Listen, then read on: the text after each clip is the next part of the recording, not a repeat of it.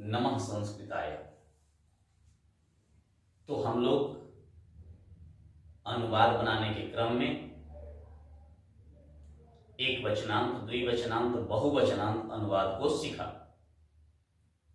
इसके बाद उन्हीं सरल अनुवाद के माध्यम से अपना परिचय कैसे देना है संस्कृत में, अपने परिवार के का परिचय कैसे देना है, कैसे लिखना है, इसको हम लोगों ने सीखा। अपने गांव के विषय में सीखा। अब एक और महत्वपूर्ण विषय रह गया, अपना विद्यालय, मेरा विद्यालय, हमारा विद्यालय। तो हम लोग पहले उस पर सीखते हैं और फिर आगे बढ़ते हैं। तो हम लोग ध्यान देंगे कि आज का विषय सरल संस्कृत का अनुवाद बनाते हुए हम लोग निबंध लिखने का प्रयास करेंगे। विषय है मेरा विद्यालय।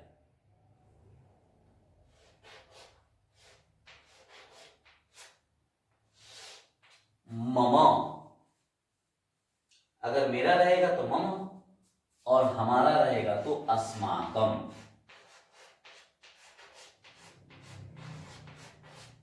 अस्माकम विद्यालय।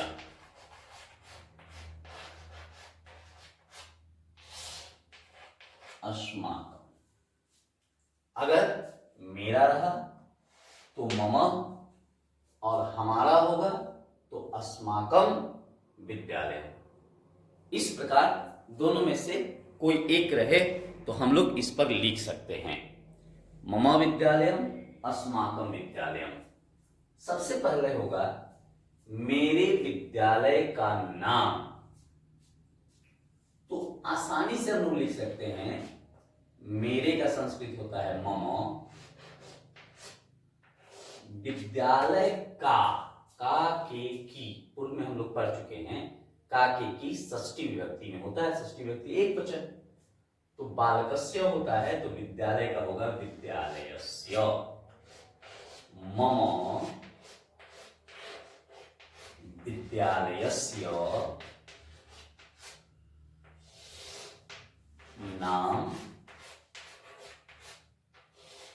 नाम, जो भी विद्यालय का नाम हो, जिसका जो भी विद्यालय का नाम होगा, किसी का विद्यालय प्राथमिक विद्यालय हो सकता है, मध्य विद्यालय हो सकता है, उच्च या उच्चतर विद्यालय हो सकता है।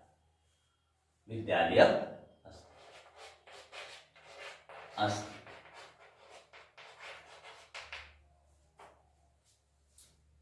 अगर किसी विद्यार्थी का महाविद्यालय हो तो महाविद्यालय लिख सकते हैं। मेरे विद्यालय का नाम प्राथमिक, मध्य या उच्चतर माध्यमिक विद्यालय है। अब आएगा मेरे विद्यालय के उत्तर में, दक्षिण में, पूरब में, पश्चिम में, सम्मुखे सामने, पुरः माने सामने, अधः पीछे, ऐसा करके हो तो हम लोग लिख सकते हैं म विद्यालयस्य उत्तरे, उत्तरे एकः विशाल क्रीडाक्षेत्रम्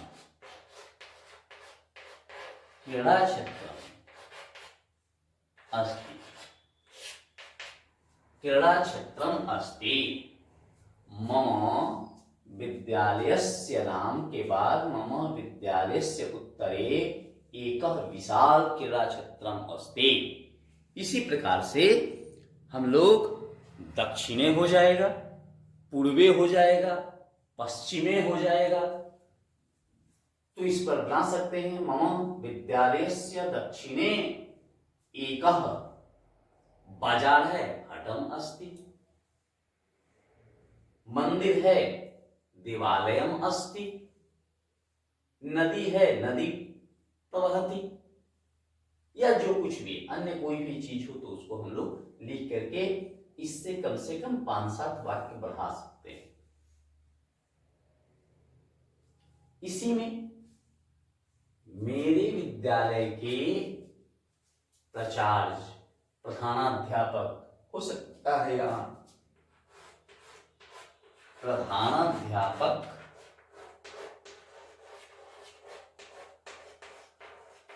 मेरे विद्यालय के प्रधानाध्यापक श्रीमान,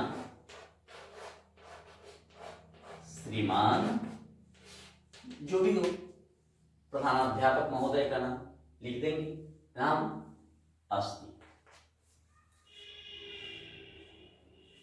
मम विद्यालयस्य संस्कृताध्यापक, संस्कृत शिक्षकस्य, आंग्ल शिक्षकस्य, हिंदी शिक्षकस्य, विज्ञान शिक्षकस्य नाम लिख देंगे। अगर कोई महिला है तो यहां शिक्षिका कर देंगे, शिक्षिका, और तब यहां हम लोग श्रीमती कर देंगे, अस्ति। अब इससे हम लोग 10 वाक्य बना सकते हैं। तब आएगा सप्तमी में, मेरे विद्यालय में, मेरे विद्यालय में अब हो जाएगा तो सप्तमी होगा मम विद्यालये, मेरे विद्यालय में एकः पुस्तकालय,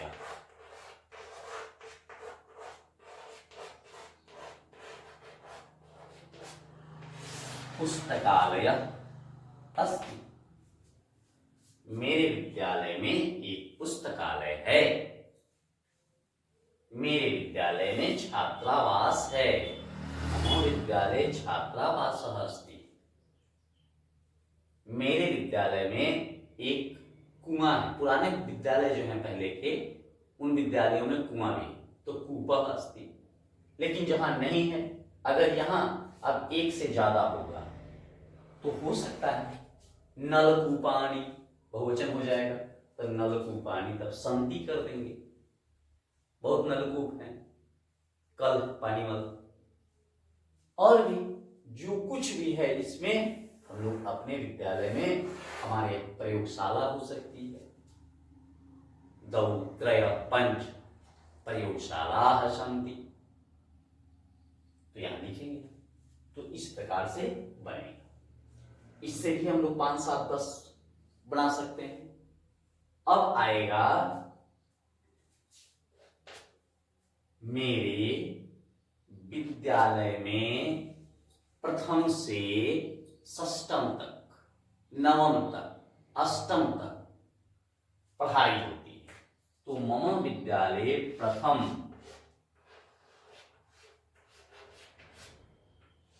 प्रथम, और केवल यहां हम लोग कर देते हैं तो का मतलब हो गया से, पहला से कहां तक, द्वादश लिख दीजिए, द्वादश यावत, यावत माने तक, द्वादश यावत।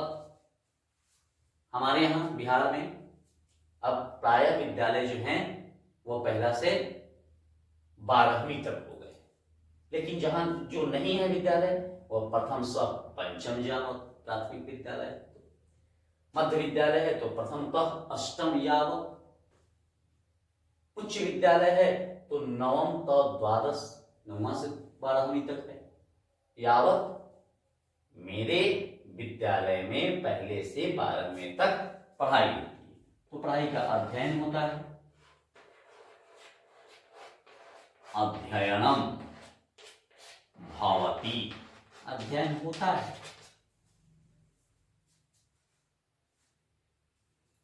बना सकते हैं। इसके बाद आएगा मेरे विद्यालय में 1000 छात्र हैं, छात्रा हैं, तो मम विद्यालय 1,000 1000